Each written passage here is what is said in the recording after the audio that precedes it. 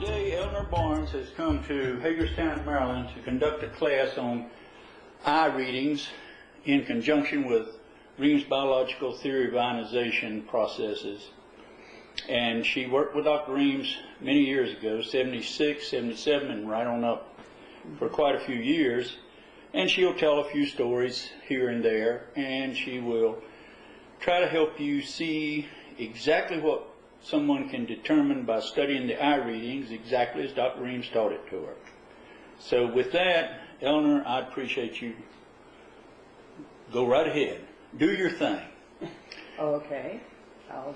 Thank you, Rex, for the introduction. And I guess the first thing I will tell you is that I did work with Dr. Reams in 3 different retreats that he had, one being in Blue Ridge, Georgia, the other in Roanoke, Virginia, and the final one in Plaza Santa Maria in Mexico. So, and actually Tecate goes in between there, so there are 4 definite times that I did work with him. And I was always amazed at the things he would find in those readings that we took of urine or saliva samples. But the one thing that he always said is, I cannot pinpoint what's going on in the body unless I have eye readings. They are absolutely essential for my finding what organs are losing energy. And the loss of energy is the immune system not working properly. And so, of course, our job is to balance the metabolic balance of the body so that the immune system is built up and works well. I'm sure you heard many, many years ago that the eyes are the mirror of the soul.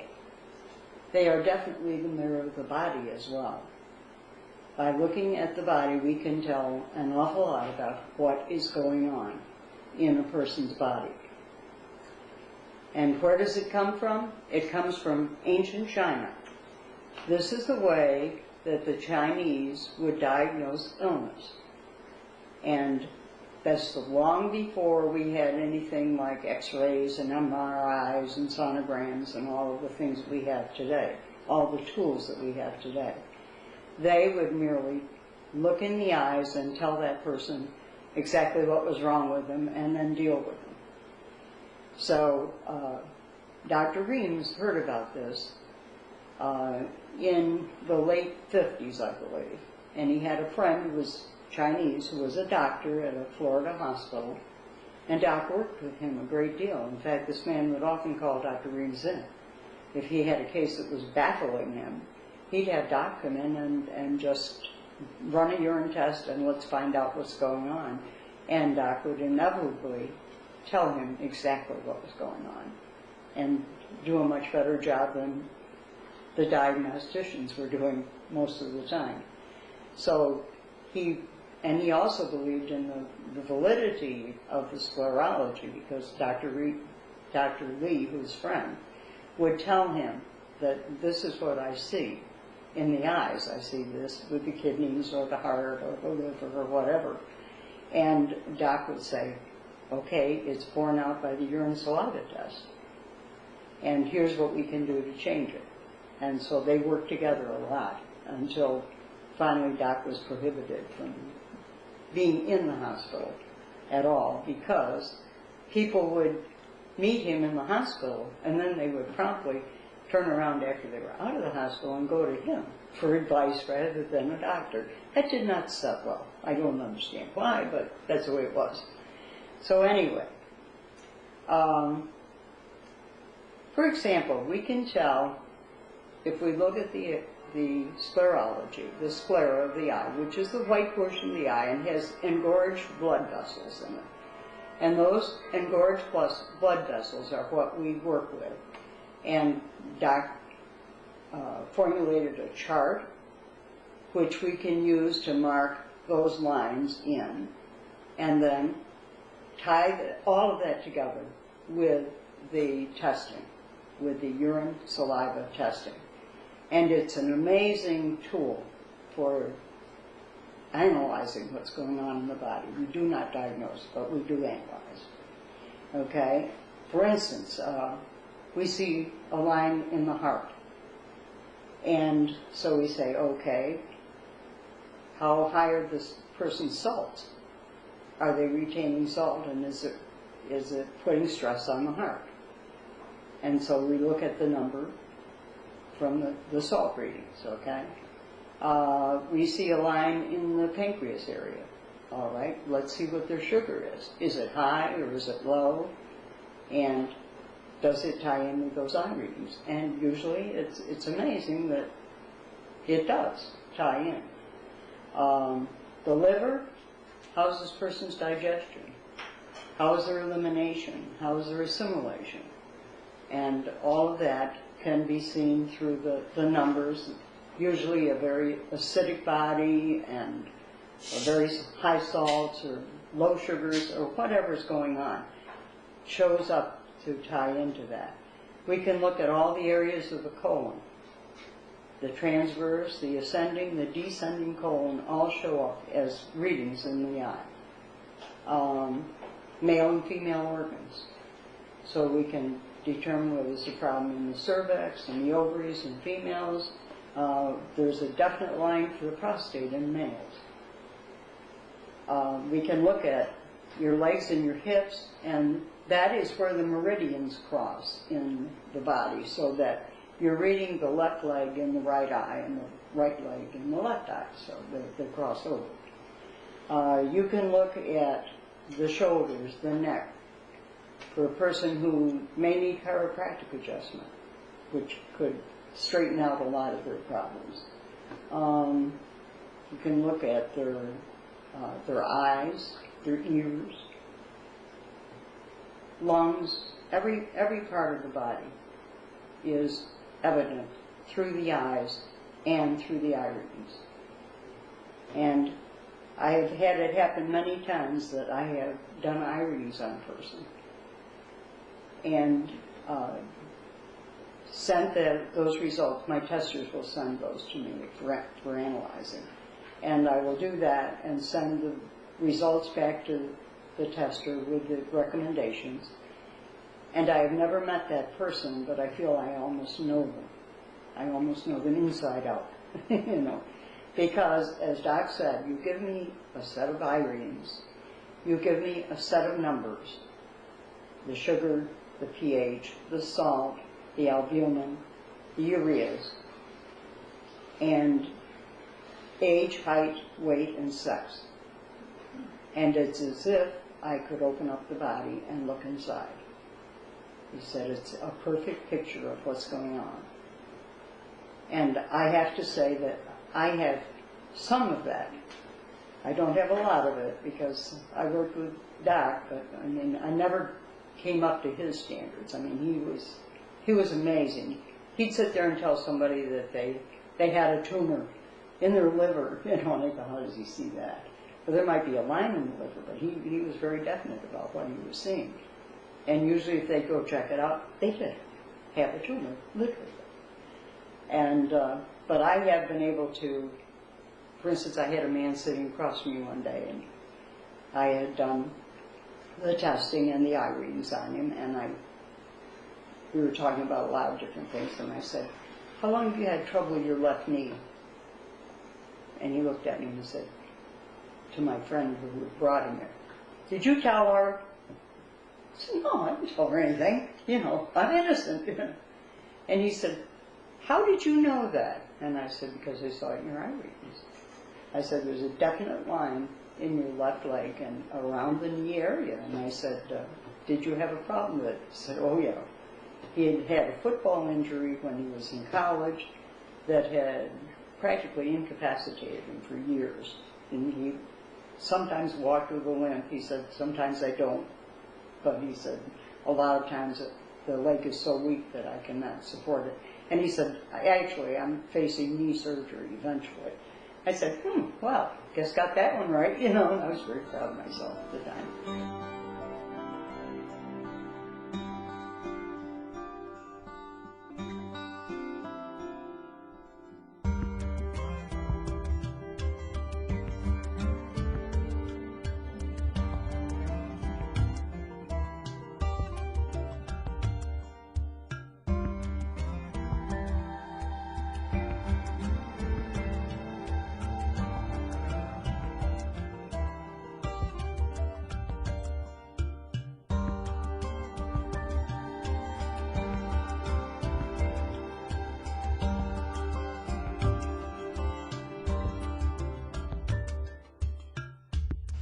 Anyway, we have all of this wonderful information that we get from the eye readings and from the testing that we do.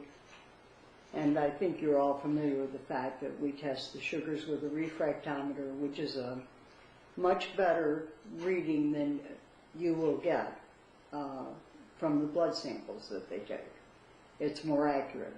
Doc always said that. He said it takes all the combined sugars, and he said it breaks them down into a number that we can work with. And that's a Brix number.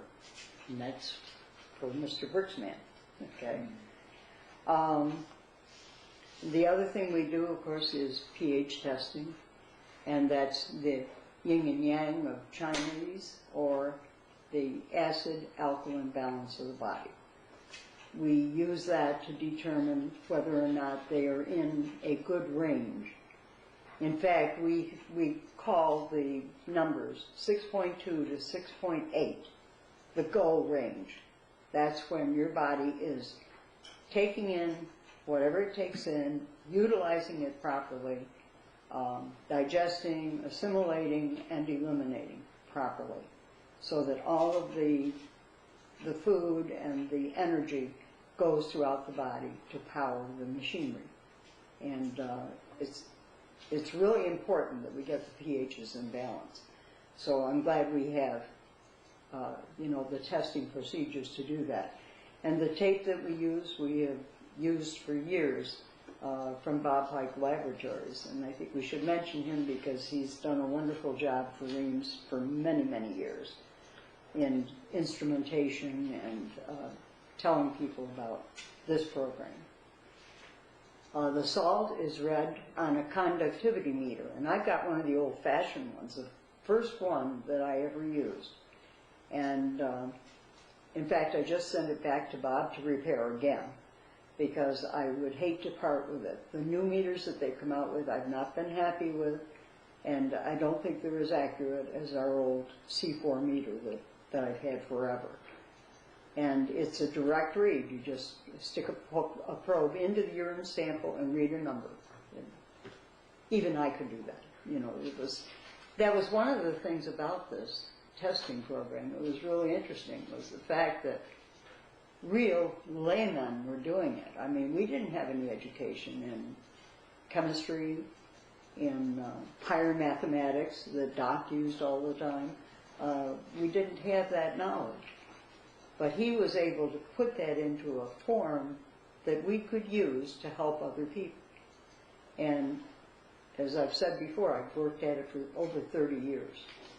And it's still an amazing thing to me that he could come up with that.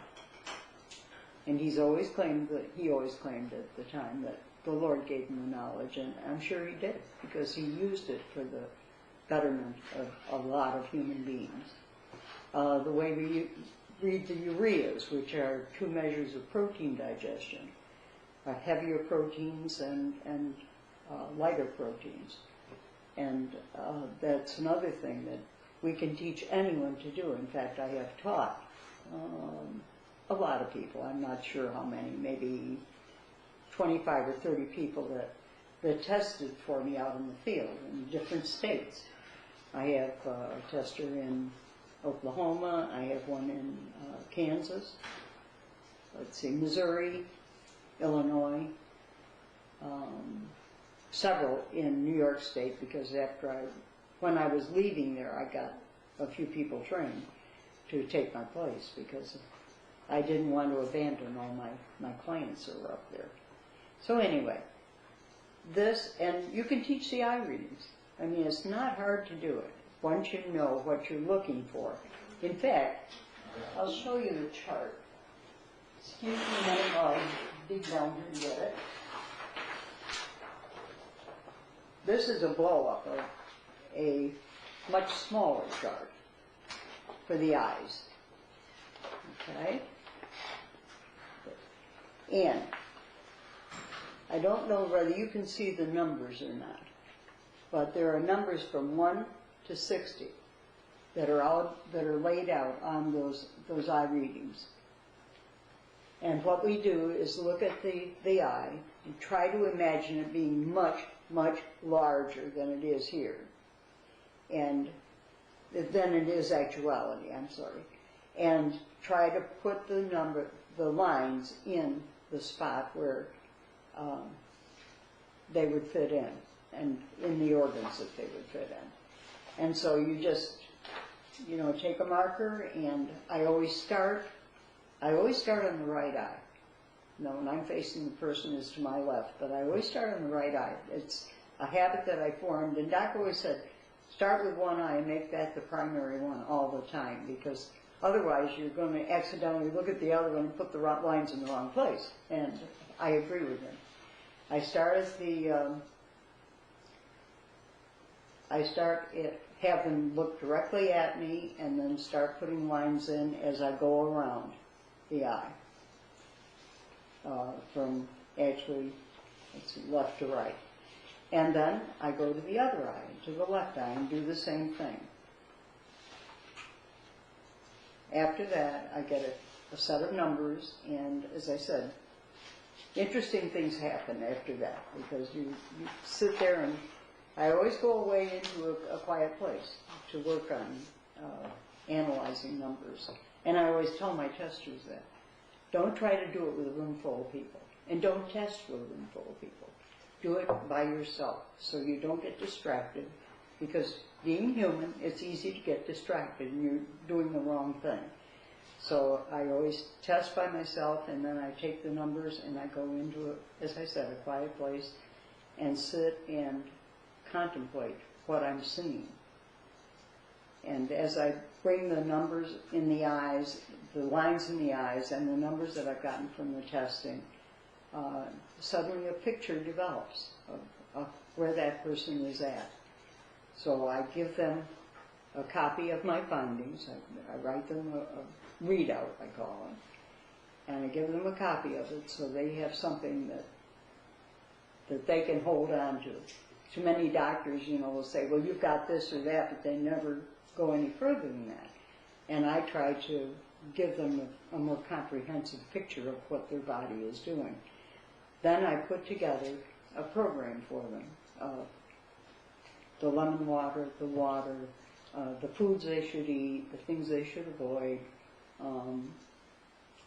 exercise, all of the things that will help to bring that body back into balance the way it should. And by the way, the eye readings do not change overnight. So when you take an eye reading, the original eye reading, you should wait at least 3 months before you do another one, and preferably 6 months, because it takes about that long for something to come in and solidify in that eye reading. And so I only do them twice a year on my regular clients. I do them, the first time that they come. I probably do one at 3 months, simply because I'm trying to find out if I'm going in the right direction. At 6 months, and then a year and a half, 2 years, 6 months after that, from then on. And I have clients that I have dealt with for 25 years, several of them, and are still very faithful to the program. I mean, I don't say they do everything that I've told them every day, but they do an awful lot of it, and they certainly are faithful to the distilled water and to the lemon water, and especially if they're not feeling well, man, they'll get on their lemon water and be good for a few days. Anyway, that's been my experience with this, and the next thing I would like to do is bring a subject over here and do an eye reading on her. So, Paulette, are you ready?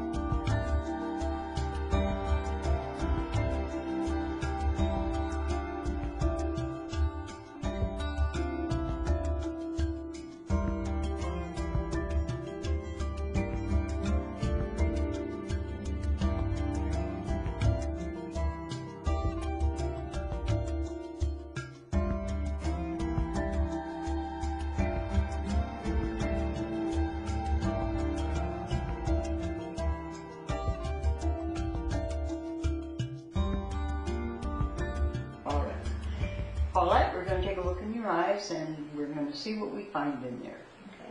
Okay. No tears, though. Okay. And this is not a painful thing. And I have to tell you that at times, you know, I'll get people who have so many lines in their eyes all over the place. I'm working to put them all on the chart, you know. And I say to them, you know, I'd hate to be on the inside looking out from those.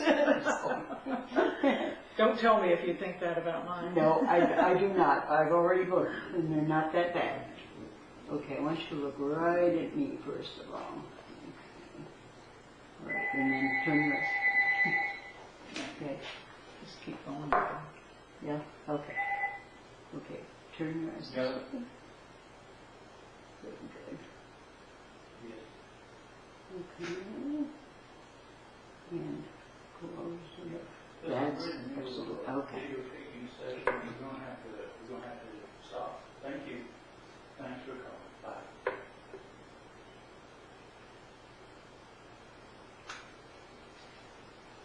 Okay. Now I want you to look way up. Way up there. And let's take a look and see what lines we get. I see a few there. Not anything major, but okay. Okay. And look up again, please. Okay. And just turn your eyes up this way a little bit. That's excellent. Okay. Uh-huh. Okay. Now I want you to go back. Oh, yes. I can see that without the extra light. Very good. Actually, it's where I expected it to be. Okay.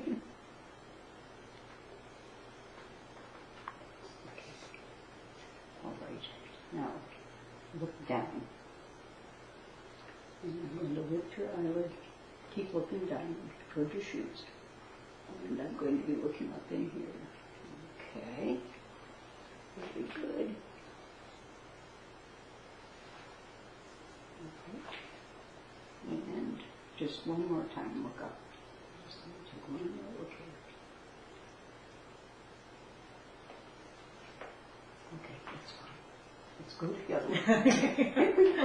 My eyes are dry. Yesterday and today, my eyes have been drier than they've been in a long, long time. And I did use some drops. I forgot the name of that stuff now, but this morning. Just to early. Moisturize them a Yeah. little bit. Yeah.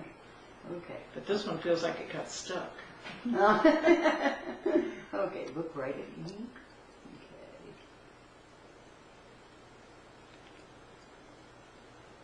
Okay, look over that way. Okay.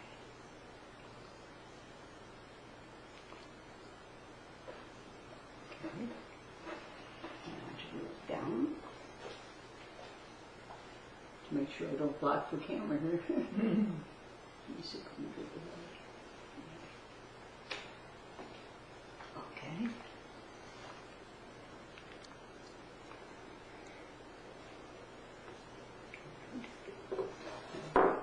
This way.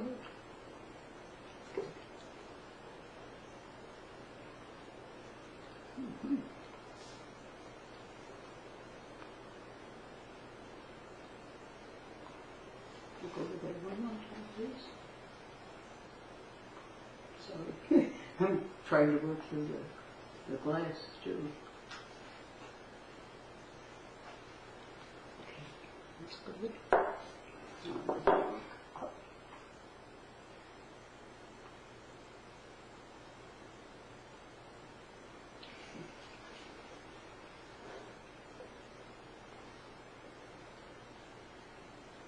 Okay. And one more time, look way down. Make sure I got everything here. Okay. That's it.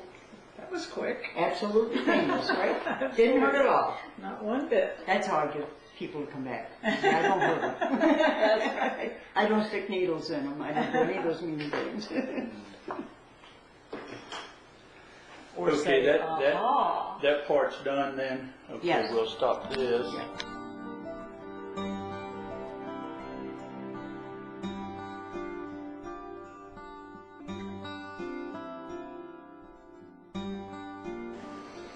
All right, we've just completed Paulette's eye reading, and I didn't find anything very drastic in there.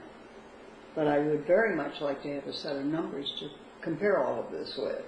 I want to see the meanness mark in her eye. There are none. No, she's only got goodness marks. Only niceness. Okay. That's all we allow. I see the major thing that I see is some digestive problems. So I'm not going to go any further than that because I don't know what the number relationship is, but I see some stress on her neck and shoulders, back, maybe a back problem. One line that shows a heart problem. But beyond that, I'm not going to make any further comments without a set of numbers to go with, okay? Because that can be very misleading. One thing that I will say about the eye readings, it takes 3 to 6 months for it to come in and be there maybe 2 or 3 more months, and then it takes another 6 months for it to go away. So it's over a period of a year before you can really definitely be sure of where a disease is progressing or a problem, such as a kidney problem. I've had people, for instance, that have had severe kidney problems that I've dealt with, and they seem to be fine and they're following tests, but yet the line is still in their eyes. So I look back on my chart and say, okay, that was 3 months ago or 6 months ago. We'll wait a few more months, and all of a sudden it disappears because it has been compensated for. But the eye is slow to, the chart of the eye is slow to respond to that. And one of the things Rex asked me about was how I get people to come back. Well, I think probably a large part of it is that Betty and I were always very honest with people, very straightforward. We never tried to put on any airs or act like doctors or anything like that. We just did the job that Doc taught us, and we've done it the same way. We did it right up until she passed away, and I still continue to do it exactly the way Dr. Weems taught it. And I don't pretend to tell people what's wrong with them and what disease they have. I say, you have a tendency, for instance, if I see a line in the breast area, I'll say, you may have a tendency to cyst in the breast. Or it just may be a thickening of the cords in the breast, which often happens.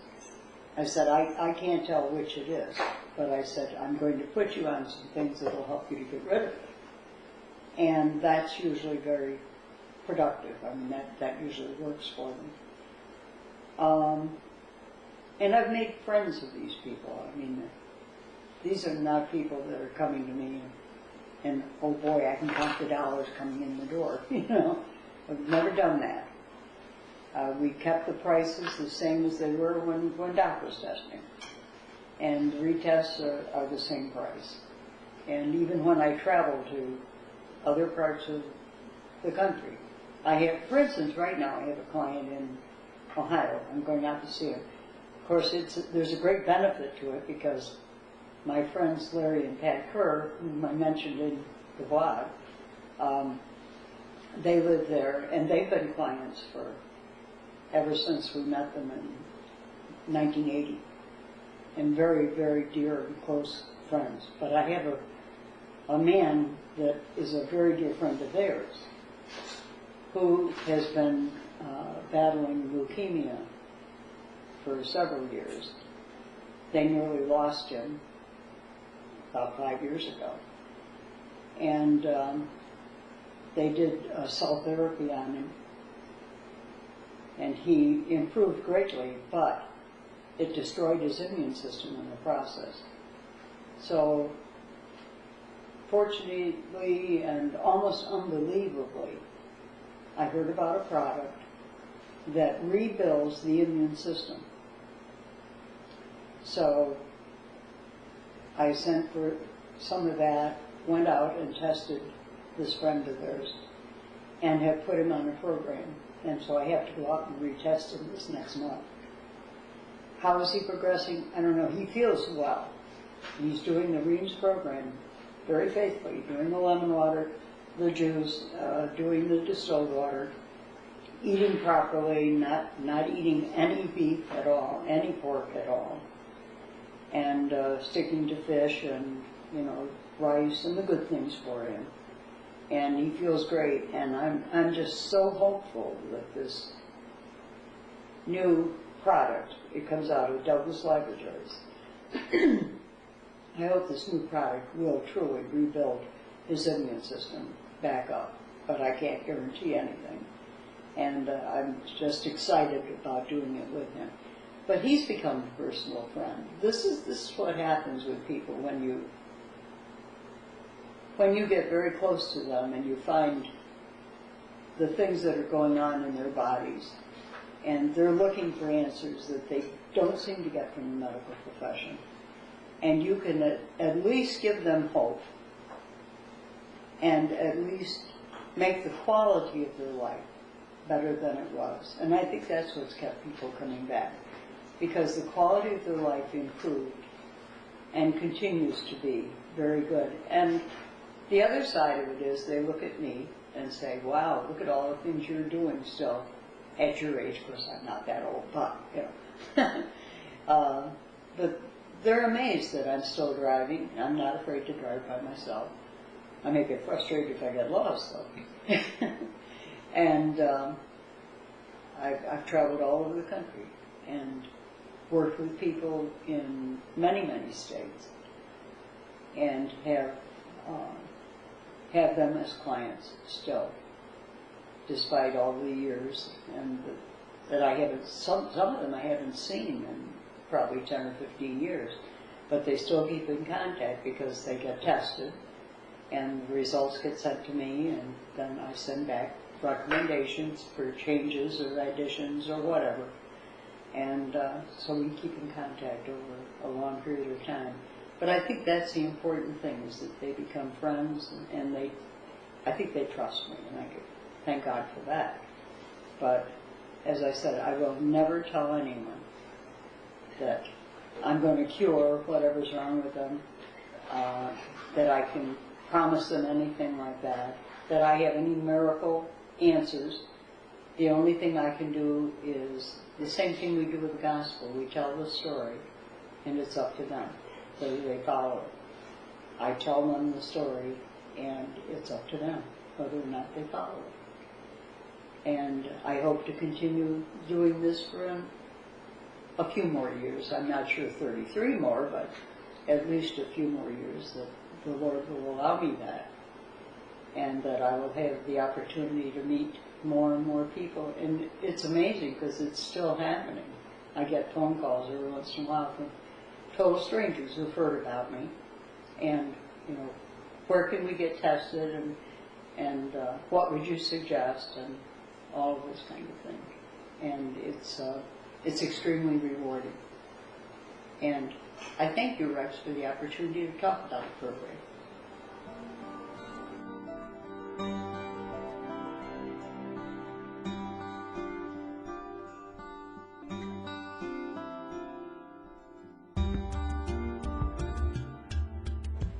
Okay, Rex had suggested that I give you some very definite explanations of what we see in eye readings. And the first one that came to mind was the man from Utah that I mentioned in the blog. And he came to us, and as his son brought him down to Plaza Santa Maria, he stopped the car every 15, 20 minutes to make sure his father was still alive. His father was in the back seat of the car. He had been released from the hospital. They told him to go home and die because his liver was just destroyed, and he was not a candidate for liver transplant. So the son brought him down, and thank heaven Doc was there and could test him, which he did. And he said, if he survives the night, we've got a shot at it. And he said his liver is not red, it's white. He said, trust me, it's white. There's no color left in it. He's been killing himself with alcohol. So we put the man on a program, as Doc directed. And I have never seen such a change in a human being. But when we looked at his eyes, the line to the liver, which is right up here, was just deep and dark. And almost definitely a blood red, and just very deep and dark. And we thought, we're never going to get that turned around. But it happened. The man eventually went home, lived for quite a while after that, and resumed his career. He was an insurance salesman, and the one thing that I said was that no more alcohol was involved in his taking clients out to lunch. He stopped using alcohol. And I don't know how long he lived, but I know at least a year or two afterwards we still had contact with him. And that was the most outstanding thing. But anyway, this is the line for the liver, and it's very obvious when you look at it in that setting. My next person probably would be a diabetic who had severe diabetes, to the point where her sugar was so high that she should have been dead. And she had never been treated by a doctor. She was a Newfoundland woman and a farmer, and didn't believe in doctors. She'd take care of herself. She grew her own food and, was very independent. But finally someone got to her and said, get thee to a retreat, And so she did come. And it was amazing to see the change in her over the period of time that she was there. It was just an exciting thing to have happen. Anyway, the pancreas is right along here with the liver. So sometimes it's hard to tell which one it is, and you have to go by the numbers to discover that. Because if the liver is involved, the person is very acidic and has extremely high ureas. If a diabetic is involved, then it's a very high sugar level. So we have to, again, it's a correlation between the two numbers, because they're so close together on the eye chart, you can't tell which is which. The prostate. I remember walking out in the yard at a friend's house, and I had been testing them and testing various individuals that were there. But this gentleman lived next door, and of course he poo-pooed this whole idea. Yeah, right. And so the husband says, "Oh, come on in, just meet her. Come in and meet Betty and Ellen." So okay, so he came in reluctantly, and I just kind of looked at him, and it was as if the line just jumped out at me. And I go, okay, and didn't say anything right then. I waited till they went back outdoors, and I said to the husband of the house, I said, "He's got a prostate problem. You better get him tested."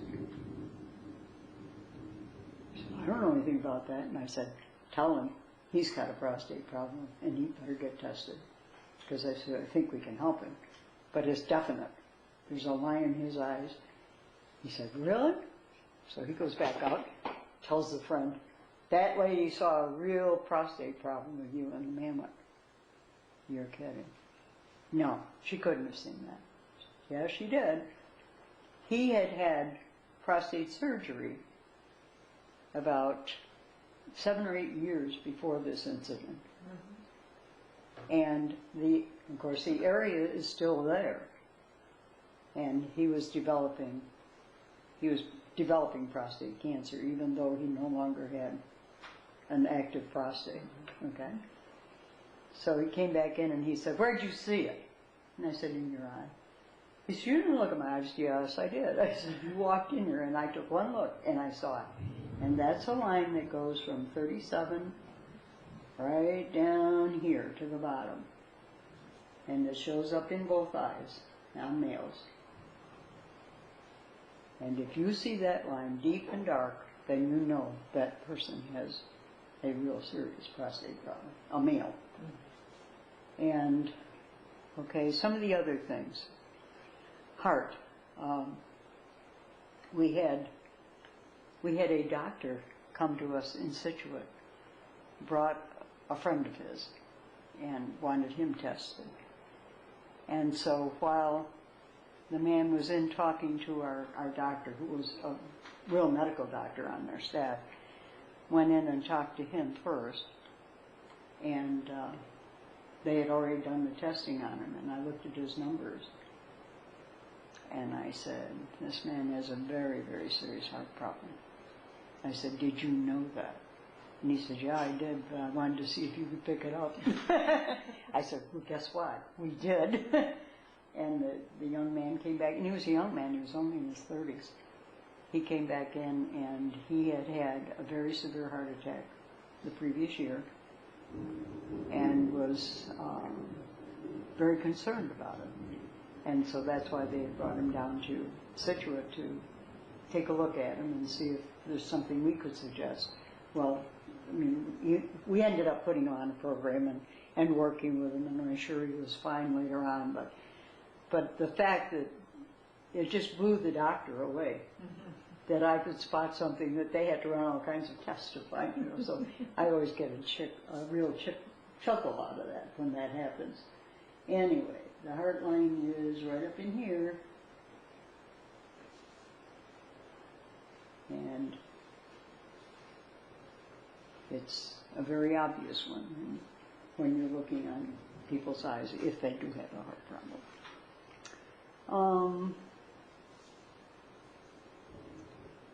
Another gentleman, as I said, sat across from me, and I asked him how long he'd had a knee problem, and he said, "Did you tell her that?" "No, nobody told me." I said, "No." I said, "It's in your eye readings."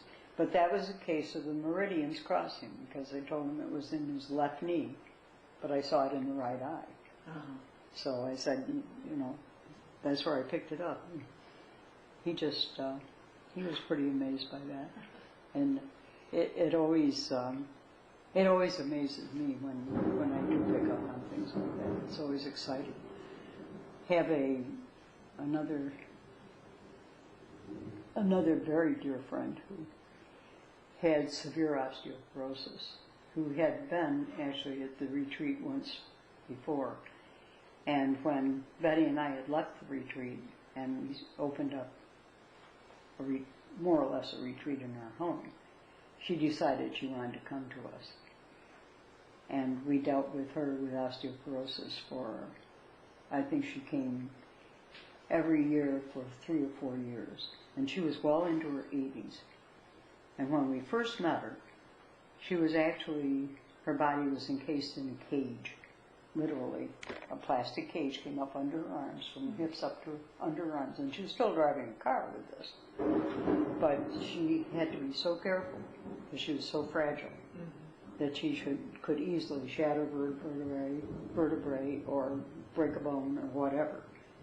And anyway, she got on the Reams program, and she always claimed that Meningol saved her life. That she was on a large amount, much more than we normally put people on. I think we put her on 2-3 times a day, something like that.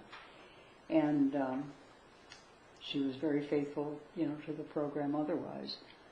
And she survived a good many years with that going on. And actually we ended up getting her daughter into the program and a lot of other people because of her, because they'd look at her and say, "Wow," because she no longer had the cage around her body and was able to function fairly well. So those are just a few of the things that we could see. And where you can see all of that spinal column is coming down from the top, and if it's very severe, it goes all the way around and comes down on, sometimes on both sides, depends. Sometimes it's on both sides of the spine. And you'll just have lines running all over the place, up and down, like that. So there's where we see those things. In females, we very often see problems with the breast, and we're never sure what it is. You know, whether it's a tumor, whether it's thickened cords or whatever. But the breast line is right up here along with the heart line. And so again, this is looking at numbers and eye readings and determining which one you're looking at, because they're in the same areas.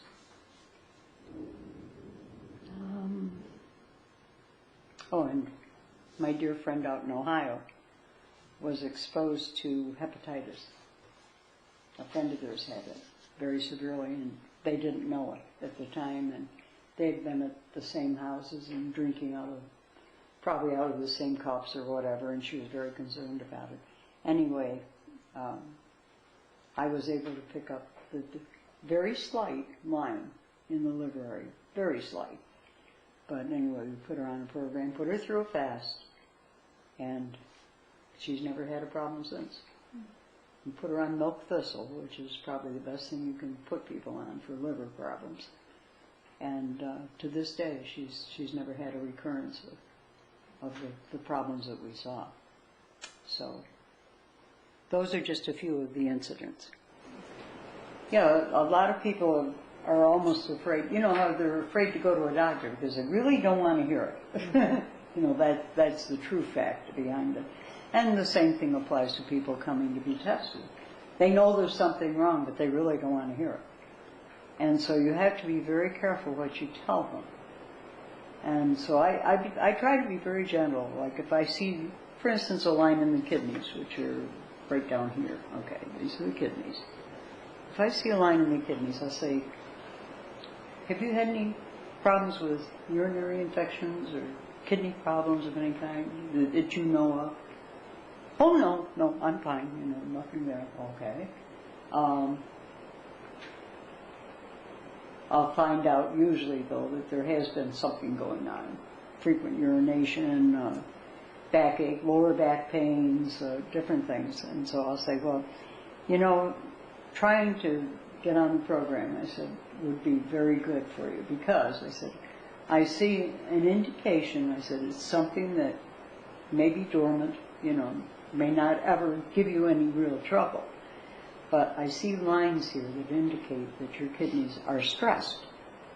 And that's usually the word I use is kidneys are stressed, or the liver is stressed, or whatever.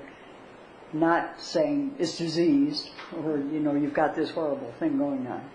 But there's stress there that I can't account for, but I can almost guarantee you that if you get on the program, we can take care of it, and that line will diminish. And you'll feel better. I guess that's the main thing you have to say to me. You'll feel better for it. If you don't feel better and the program doesn't work for you, I said, you know, there's no pain, no gain. You don't have to do anything with it. I said, you can drop it, which many people do. But I said, it's really worth the shot to see what's going on. And usually that'll convince them that at least they can try it. And 95% of them come back. And there's always a percentage of people who get tested once and say, not for me, and go away, you know. And you can't get stressed over that. But that's my main emphasis, is that we don't frighten them into doing something. I just can't see doing that. I can't scare people into accepting the Lord. So why should I try to accept them into accepting something like this, you know? I said, I can tell you my story. I can tell you what happened to me and why I'm such a firm believer, and I must be to stay with it this long. But I'm not going to try to persuade you to do anything. I'm just going to tell you the facts, ma'am. And you do what you will, really.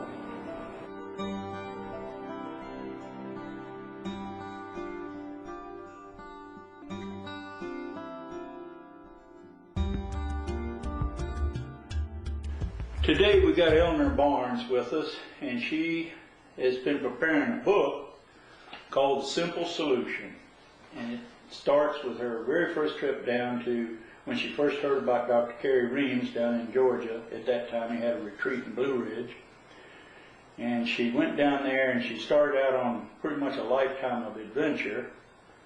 And she's been writing it as chapters, which we've been posting on the internet without violating her copyright. And today she's going to read us a chapter so that you can not only hear what she has to say, but see her as she says it. It's been 1976 to now is 33 years, isn't it? Yes. And then you went forward a few years there. You were in Roanoke. You were Mexico. You never went out to the Murrieta Springs, did you? I went out there the day they were closing it. Oh, okay. Okay. Well, I hope that part shows up in one of these episodes. Yeah. This is like a Saturday morning serial where the good people have to jump off the cliff to get away from the bad people, but they don't seem to hit the bottom somehow. They come up, bounce up, and right keep back going, at it. and keep going. So, Eleanor, it's all yours. Go at it. Okay. Well, this particular chapter is from Tecate to Plaza Santa Maria, the Baja, Mexico. Arriving at our destination, we were immediately struck with the beauty of the facility. It was on the coastline, set high above the water, with cobblestone streets leading to the cabañas where the guests and the staff were housed. We were shown to a very nice mobile home, cum apartment, which was to be our home for the duration of the time we were there. Shortly after bringing our bags in and looking around our quarters for a few minutes, Fern came to escort us to the courtyard, which was filled with guests, and they were awaiting our arrival. She had obviously convinced these people that we were their lifeline. They had a lot of questions for us about their programs, how they were doing, how they were progressing, what to do when they went home, etc., etc. Oh my goodness, where and how to begin? First of all, it was obvious that no one had been supplying them with any information, except for a very cursory report occasionally. And some of them were nearly ready to go home, and they were understandably anxious. Typically, Dr. Reams was not there, and had not been able to spend a lot of time with them at that point. So, guess what? We got to talk to them, and we got to try and reassure them. And they had not been set up with any...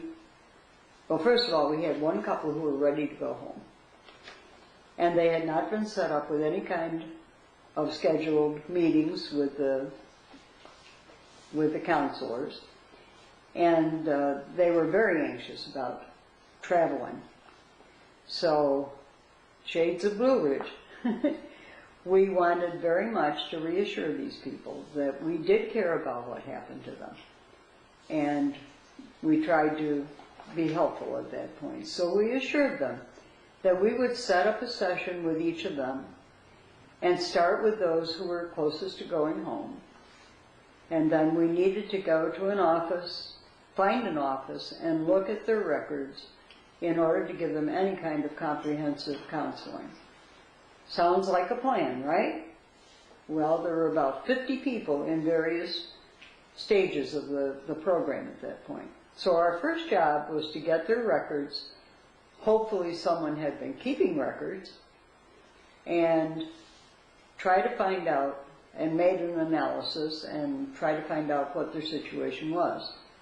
The couple that was ready to depart were in their cabana packing their bags, and we picked up their test results and went in there and said, look, we can't come off the top of our heads on these things. So what we're going to do, we're going to give you a very cursory program at this point, and we will mail you In the next day or two, we will mail you a complete program so that you know what's going on. If you have any problems, call us. And of course, one of the interesting things about it is this was before email. This was before cell phones. So can you even imagine a time when you didn't have either one? I can't. As our introduction was completed, we went around to each of the guest cabins to say hello, and then we went to meet with the staff. It consisted of 2 lab techs, an RN, a Mexican, a young intern, also Mexican, who was there to help with any needed medical emergency. So Dr. Rodriguez was expected in a few days. Everyone seemed glad to see us, and my only thought was that Fern had really sold these people a bill of goods. However, bless her heart, she always tried to put everything on the best side there. On the other hand, it really solidified our feeling that Dr. Reams really did need us, and that our expertise from Blue Ridge and Roanoke, and yes, even Tecate, would prove invaluable in putting a good retreat program in place. The following day was Betty's 68th birthday. We awakened to a terrible storm, which was close to hurricane proportions. Wonderful. Going down to the dining room, the guests found that the ones that were not on fast, that they were pretty anxious, and so we started our day reassuring them that all would be well, supplying them with ponchos or whatever they needed for the time being. And what next? Well, the electricity was out. And by afternoon, our water supply was running low, and the toll road above the retreat was washed out by a landslide. Luckily, the free road was still open at that point, and we were able to get distilled water delivered from Rosarito, which was about 4 miles up the road from us. Still, we had to wait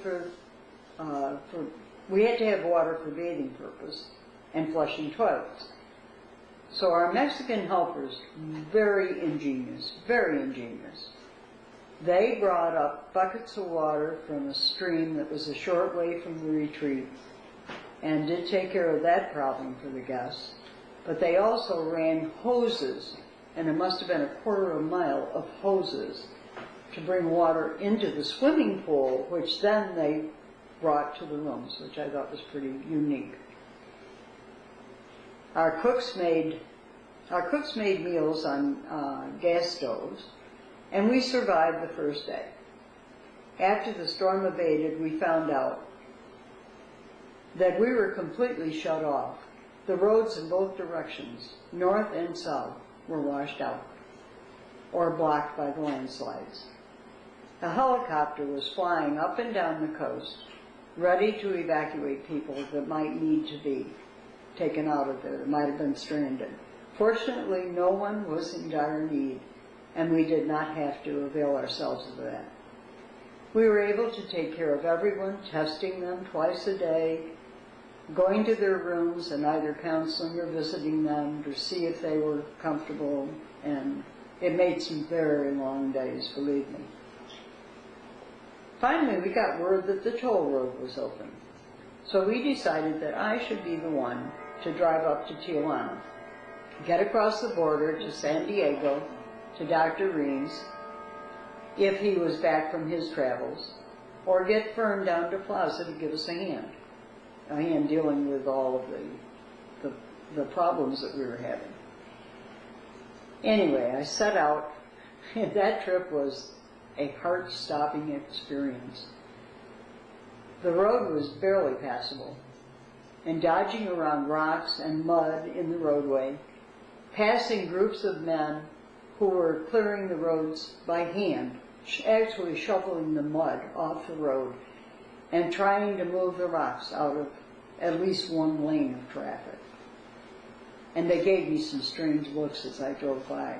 I was the only car on the road at that point. Literally, I prayed my way up to Tijuana, and I vowed I would never complain about American highways again. But I must admit, I've gone back on that a few times. When I got off the toll road, I was told that it really was not open to traffic yet. Well, no wonder I didn't meet any other cars. Okay, that's good. And I got some very strange looks from all those laborers on the highway. After arriving in San Diego, I found that Dr. Reams would not be back for a couple of days, so I recruited Fern to help us out.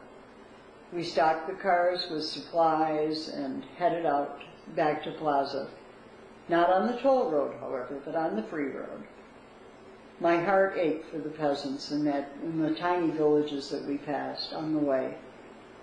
They had been flooded out of their homes, and they were trying to make do with whatever they could find, scrabbling around and trying to find food and dirt, in the dirt, digging out potatoes and doing whatever they could.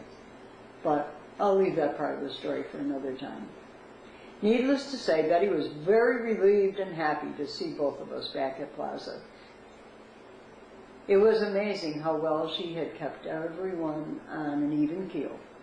The lights were back on, so thanks to some generators that we were able to cook and serve meals. And with the electricity on, our water pumps were working a little bit. And the sun actually was shining at that point. And so it was as if the storm was a very bad dream.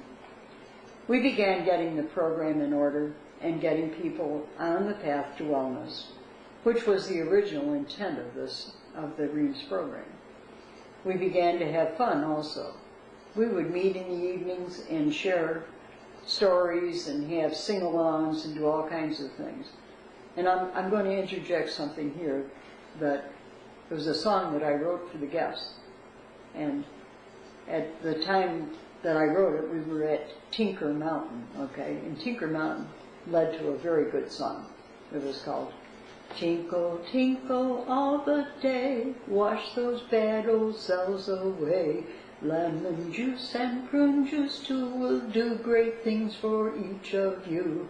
Tinkle, tinkle all the day, we feel like we could run and play with great good strength and high spirits. Da-da-da-da. I've forgotten the rest of the words, but anyway, we used to sing that at all the meetings. And people promptly had to go to the bathroom. No. Okay. Let's see. Finally Dr. Reams was back with us. And he began assessing the different guest programs. And when he visited them in their cabanas, I usually went with him to take notes. Probably that was the best training I got in seeing how the numbers changed and hearing Doc explain what he was seeing in the sclera readings and how it all came together for him. One of Dr. Reams' favorite statements was, "Give me a set of numbers, urine saliva test, eye readings, sclera, age, height, weight, and sex of any individual, and it's like opening up the body and reading it like a book." That is one thing I still hold on to even after all this time. I cannot do it as well as Dr. Reams, but I do pretty well, and I have a lot of people that I have analyzed without ever seeing them, and been pretty much on the mark with them. A few weeks later, we were told that a new guest was coming in, who was critically ill, accompanied by his wife and a very close male friend. We had expected them to arrive early in the afternoon, but they didn't arrive until late at night. Betty and I had left notes in their rooms that we would see them in the morning, giving them directions about how to get down to the dining room, leaving distilled water for them. Upon arriving in the dining room early in the morning, we were greeted by 3 people who were to have such a profound effect on our lives: Ron and Nancy Polder and Larry Kerr. They had flown down to San Diego from Michigan in a chartered plane, starting out in a snowstorm out of Detroit Airport. They were met at the airport by a young Mexican in a nice van, and he spoke very little English, and of course they spoke no Spanish, so that's always interesting. Larry wondered at the time if they were going to be abducted.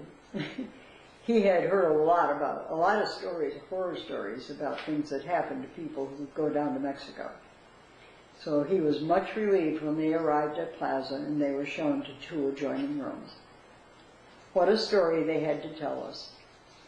First, they explained the reason for their trip to Plaza. Ron had been diagnosed with acute granulocytic leukemia. He was not expected to survive more than a couple of weeks. The doctors in Detroit, in the Detroit hospital, had told him that he had to have radiation and chemotherapy treatments immediately. And when Nancy had called her sister about Ron, her sister, who had been at Roanoke with her husband, advised her to find Dr. Reams and get Ron to him wherever he was. That began a search that took several days, and they finally discovered that Dr. Rodriguez in Mexico, who was working with us at Plaza, he told them to get on a plane and get Ron down to us at once, which they did. The doctors at the hospital in Detroit did not take this very well. They told his wife that she was signing his death warrant by taking him out of that hospital. And in a few days,